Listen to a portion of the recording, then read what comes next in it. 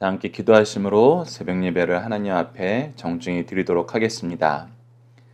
하나님 아버지, 저희들 어제 부활의 기쁨을 맛보게 하시고 오늘 그 부활의 기쁨 안에서 삶 속에서의 의무를 다하는 월요일 첫 시간을 주님 앞에 나와서 예배함으로 시작할 수 있도록 인도하여 주심을 감사합니다. 우리에게 주의 복음의 말씀을 허락하여 주셨고 이 복음의 말씀으로 이 세상을 나아갈 수 있는 등대가 되게 하셨고 길이 되게 하셔서 저희들 하나님의 말씀 안에서 살도록 인도하여 주심을 감사합니다. 다시 한번 저희들 누가복음 말씀을 통해서 예수 그리스도의 귀한 교훈의 말씀을 가슴속 깊이 담을 수 있도록 인도하여 주셨고 이 교훈의 말씀에 이끌리어 이 세상을 이기는 승리를 맛볼 수 있도록 하나님 역사하여 주시옵소서. 함께 하실 믿사오며 예수님 이름으로 기도드리옵나이다. 아멘. 다 함께 찬송가 510장 하나님의 진리 등대 510장으로 함께 찬양 드리도록 하겠습니다. 510장입니다. 하나님의 진리 등대 길이 길이 빛나니 우리들도 등대되어 주의 사랑 비추세. 우리 작은 불을 켜서 험한 바다 비추세. 물에 빠져 헤매는 이 건져내어 살리세. 죄의 밤은 깊어가고 성난 물결 설렌다. 어디 들빛 없는가고 잔눈물이 많구나. 우리 작은 불을 켜서 험한 바다 비추세. 물에 빠져 헤매는 이 건져내어 살리세. 너의 등불도 두어라. 거친 바다 비춰라. 빛을 찾아 헤매는 이 생명선에 건져라. 우리 작은 불을 켜서 험한 바다 비추세. 물에 빠져 헤매는 이 건져내어 살리세. 아멘. 다 함께 사도신경을 내용으로 우리의 신앙을 하나님 앞에 정중히 고백하도록 하겠습니다. 나는 전능하신 아버지 하나님, 천지의 창조주를 믿습니다. 나는 그의 유일하신 아들, 우리 주 예수 그리스도를 믿습니다. 그는 성령으로 잉태되어 동정녀 마리아에게서 나시고 본디오 빌라도에게 고난을 받아 십자가에 못 박혀 죽으시고 장사된 지 사흘 만에 죽은 자 가운데에서 다시 살아나셨으며 하늘에 오르시어 전능하신 아버지 하나님 우편에 앉아 계시다가 거기로부터 살아있는 자와 죽은 자를 심판하러 오십니다. 나는 성령을 믿으며 거룩한 공교회와 성도의 교제와 죄를 용서받는 것과 몸의 부활과 영생을 믿습니다. 아멘. 오늘 우리에게 주신 하나님의 말씀, 우리가 함께 나눌 말씀은 누가복음 11장 33절에서 36절 말씀입니다. 누가복음 11장 33절에서 36절 말씀 제가 봉독해 드리도록 하겠습니다. 누구든지 등불을 켜서 속에나 말 아래에 두지 아니하고 등경 위에 두나니 이는 들어가는 자로 그 빛을 보게 하려 함이라. 내 몸의 등불은 눈이라. 내 눈이 성하면 온몸이 밝을 것이요 만일 나쁘면 내 몸도 어두우리라. 그러므로 내 속에 있는 빛이 어둡지 아니한가 보라. 내 온몸이 밝아 조금 더 어두운 데 없으면 등불의 빛이 너를 비출 때와 같이 온전히 밝히리라 하시니라. 아멘. 오늘 본문 말씀을 너희 마음의 등불을 활용하라 라는 제목으로 함께 말씀을 나누도록 하겠습니다. 오늘 본문은 저희들이 전체를 한 단락으로 볼 것입니다. 33절에서 36절을 말씀의 등불은 우리로 어떠한 삶을 살게 하나요? 키워드는 등불, 빛, 눈 속에 있는 빛, 밝히다, 밝다라는 이 키워드로 말씀을 한 절씩 한 절씩 나눠보도록 하겠습니다. 자, 33절입니다. 누구든지 등불을 켜서 속에나 말 아래 두지 아니하고 등경 위에 두나니 이는 들어가는 차로 그 빛을 보게 하려 함이라. 자, 33절에서는 등불을 왜 우리가 밝혀야 되는가? 등불의 기능에 대해서 얘기하고 있습니다. 등불은 우리가 어두운 곳을 밝히기 위해서 존재하는 것입니다. 그렇기 때문에 등불을 켜면은 안 보이게 숨기지 않아요. 어디 아래에 놔두지 않습니다. 이 등불을 통해서 더 많은 영역을 보게 하려고, 더 많은 사람들이 보게 하려고 이것을 위에 두게 돼요. 위에 둬서 많은 사람들이 이 빛의 혜택을 보게 만드는 것이죠. 그래서 우리가 함께 묵상할 말씀을 통해서 이 등불은 도대체 그럼 무엇을 말하는 걸까? 우리에게 얘기하는 등불은 무엇일까? 우리가 함께 묵상할 말씀 잠깐 넘어가서 보면은 요한복음 1장 5절에 빛이 어둠을 비치되 어둠이 깨닫지 못하더라. 그리고 요한복음 9장 5절에 내가 세상에 있는 동안에는 세상의 빛으로다 라고 얘기하면서 예수 그리스도께서 빛 되시고 빛 대신 예수님께서 빛을 비춰주고 있지만 여전히 세상은 이 빛을 깨닫지 못하고 있는 상태에 있다. 이것을 우리에게 가르쳐주고 있습니다. 그래서 오늘 본문 말씀에서도 우리가 지금 여기서 얘기하시는 등불은 무엇이냐? 바로 예수 그리스도이고 예수 그리스도의 복음이라는 것입니다. 그래서 우리가 예수 그리스도의 복음을 받았으면, 이 빛을 받았으면 이 빛을 감춰두겠느냐는 거예요. 이 빛을 통해서 우리가 어둠을 밝히고 죄악 세상을 이기고 우리가 나아가야 될 방향을 밝히 볼 수 있게 되는데, 하나님의 길, 하나님의 의, 하나님 나라를 밝히 볼 수 있게 되는데 누가 이것을 감춰두겠냐는 거예요. 감춰두는 것은 도리어 무엇하는 거다? 어리석은 것이다. 이것이 33절에서 우리에게 가르쳐주는 것입니다. 그리고 나서 이제 굉장히 심오한 말씀으로 들어갑니다. 34절입니다. 내 몸의 등불은 눈이라. 이 등불을 밝혀서 본 사람들은 이 등불을 통해서 자기가 나아가야 될 길을, 지혜를, 은혜를 누리는 것에서 끝나는 것이 아니라 그 빛을 우리 가슴 속에 담고 우리가 또 이 빛을 통해서 세상을 보게 된다는 것입니다.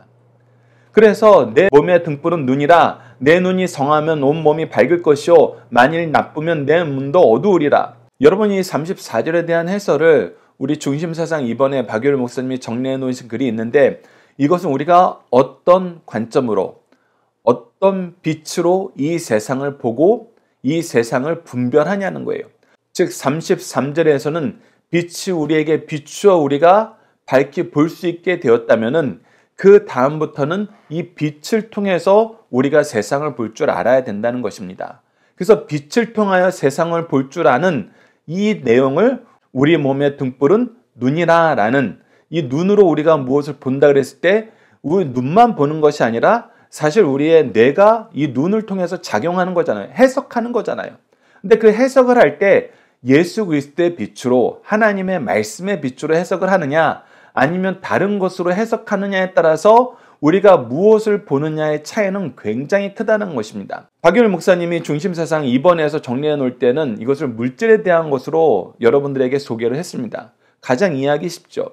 우리가 물질이라는 것을 예수 그리스도의 빛으로, 예수 그리스도를 통한 해석으로 보게 되면은 이것을 어떻게 보게 되냐면, 물질은 하나님께서 우리에게 수고를 통해서 복으로 주신 거예요.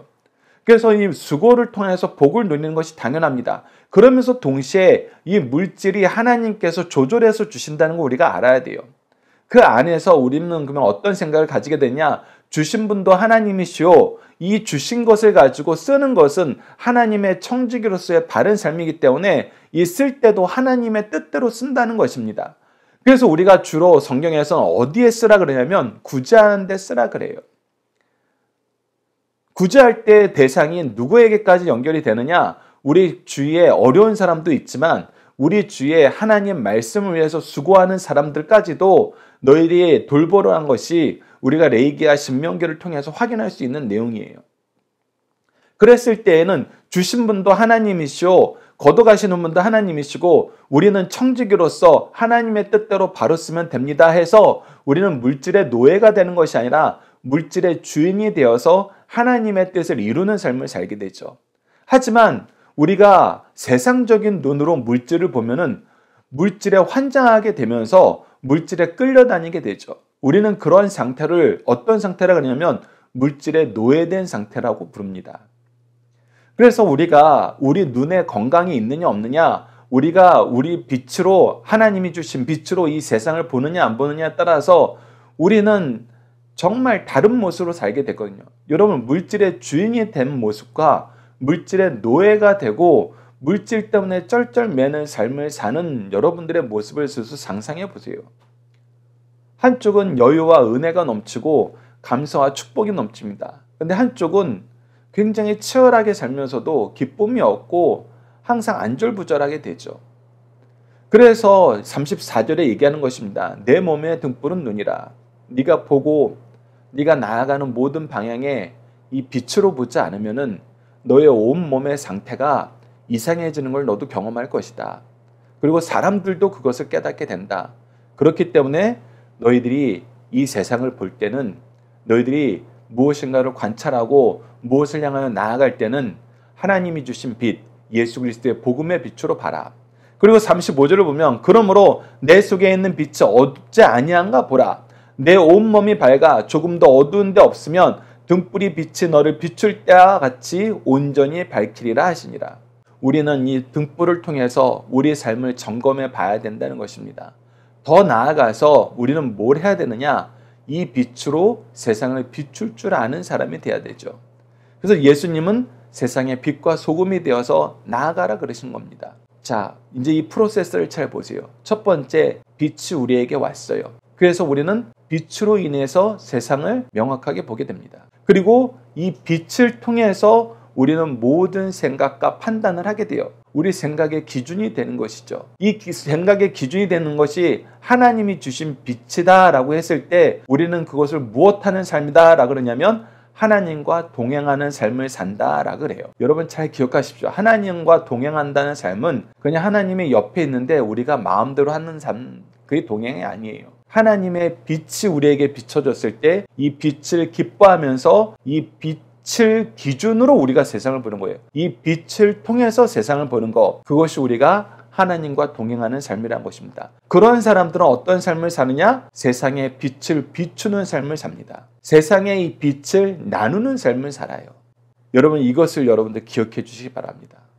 그래서 믿음의 빛, 하나님이 우리에게 주시는 복음의 빛은 날로 확장하게 됩니다.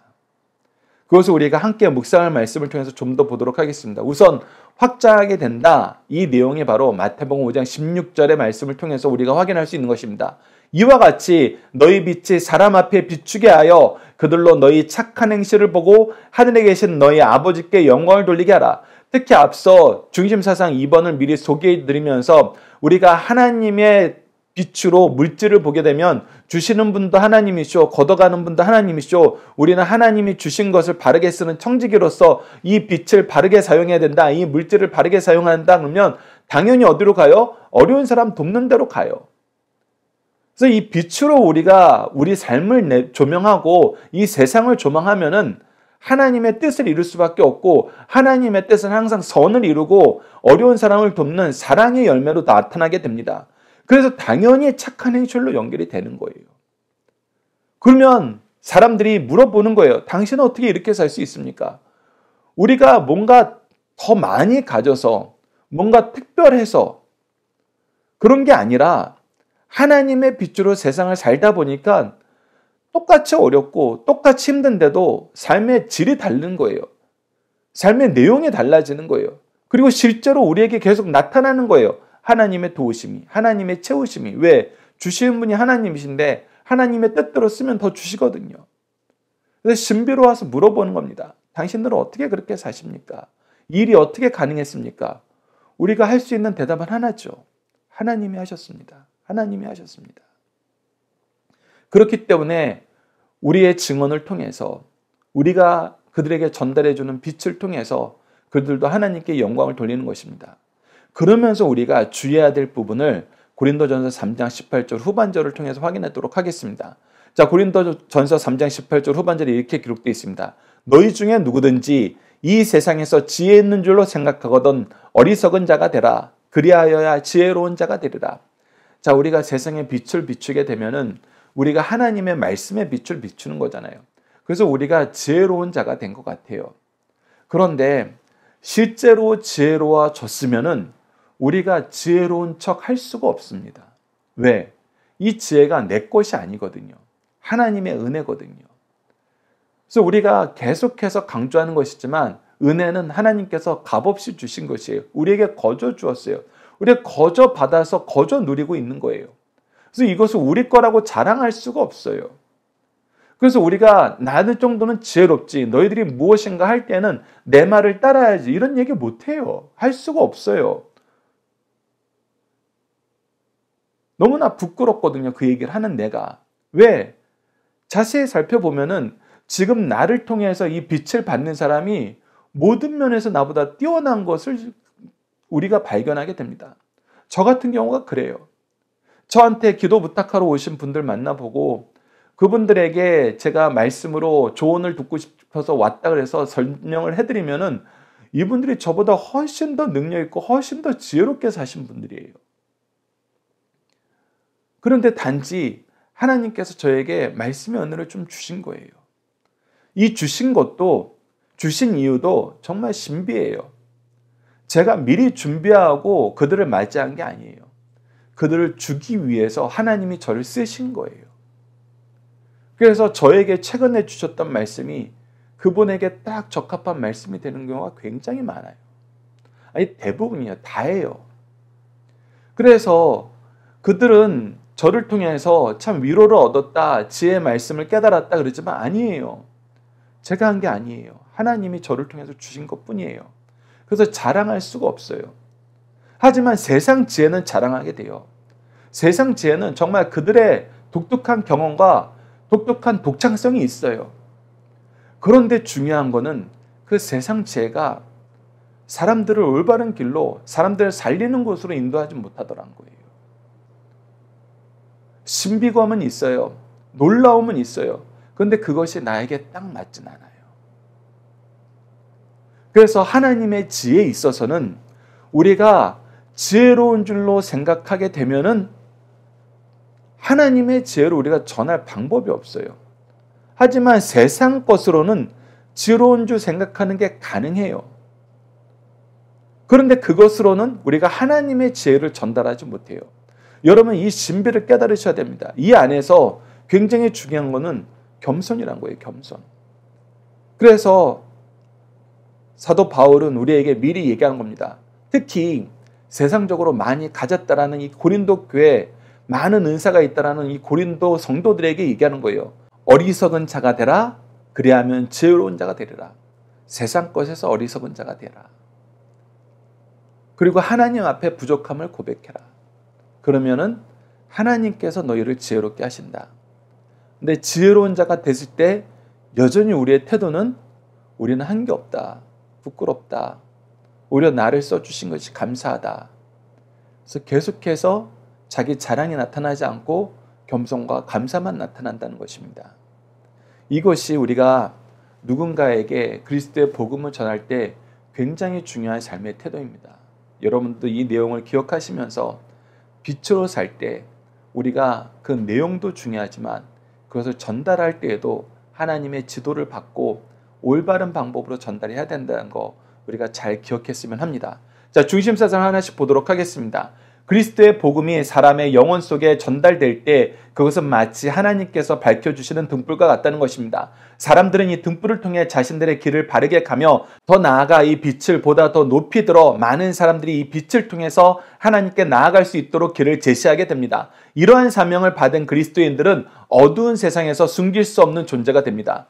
두 번째, 빛을 받고 빛을 통해서 보는 사람은 영육이 건강한 삶을 살게 됩니다. 그리스도의 복음의 빛을 받고 그 빛을 통해서 세상을 보는 눈을 가진 사람들은 어두움에 갇혀 방황하지 않습니다. 재물에 대한 예를 들어봅시다. 사람들이 재물에 대하여 어떠한 개념을 가지고 사느냐를 통해 그 사람의 인격이 크게 차이가 납니다. 눈이 밝아 재물에 대한 바른 개념과 바른 수고, 노동과 바른 나눔을 가진 사람은 재물의 노예가 되지 않고 재물의 주인이 되어 재물을 잘 관리하며 잘 사용합니다. 그러나 눈이 어두워 재물 외에 다른 것을 보지 못하면 재물의 종이 되어 돈 때문에 신앙도 영생도 상실하는 어리석은 자가 될 수 있습니다. 그래서 우리는 우리 속에 있는 빛을 가지고 빛으로 세상을 보는 눈을 가져야 됩니다. 세 번째, 주님과 함께하지 않는 영혼은 영적으로 어두운 영혼이 됩니다. 세상에서 성인군자라는 칭송을 들어도 참 빛이신 예수 그리스도를 받지 못함으로 영적으로는 어두운 영혼이 있습니다. 주의 말씀을 듣고 주의 행적을 보고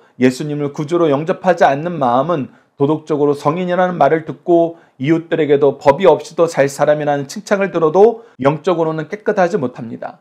죄를 이기는 빛은 오직 주 예수 그리스도이기 때문입니다. 우리 자녀들과 함께하는 기도 훈련 내용으로 함께 기도하도록 하겠습니다.